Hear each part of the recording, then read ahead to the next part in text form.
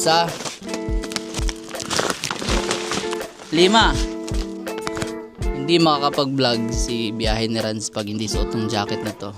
Baka i-bash na naman tayo kasi yung jacket natin paulit-ulit na lang, oh. Siyempre may kalo pa. Ayan. This is the rice at ipapimigay ko na ito. Baka i-bash niya ako kasi ano ko lang, baka sabihin niya na ano ko lang to, props. So anyways, di pa ako nakapagbigay dahil may trabaho ako at Sunday lang yung available ko at wala pang Sunday ngayon. Yo, what's up? This is Biyahe ni Rans and today we'll be talking about the basher natin kahapon.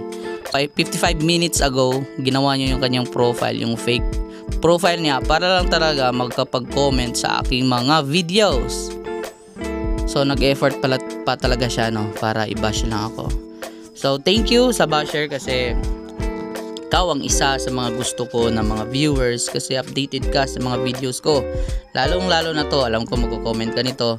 Sad to say lang kasi walang makakabasa ng mga comment mo kasi yung page ko ay naka-auto filter. Ibig sabihin yung mga masasamang lingwahe or mga masasamang language na tinatype mo sa Facebook or sa page or kino-comment mo ay walang makakabasa niyan kundi ako lang.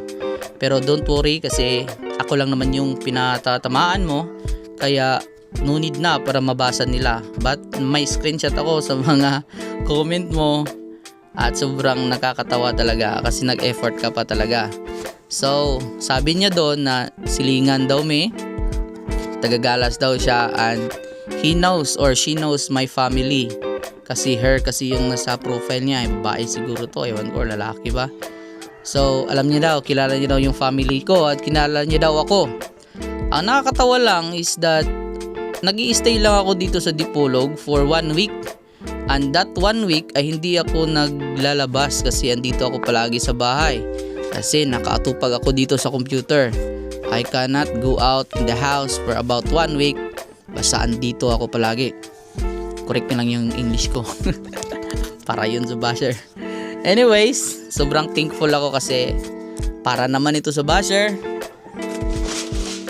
This is the rice at ipapimigay ko na ito kasi ano ko lang, baka sabihin niya na ano ko lang to, props. So anyways, di pa ako nakapagbigay dahil may trabaho ako at Sunday lang yung available ko at wala pang Sunday ngayon. So by Sunday may mabibigyan na tayo at nakatambak lang ito dito, nakatambay at ready to go. So God bless and this is Biyahe ni Rans. Peace out.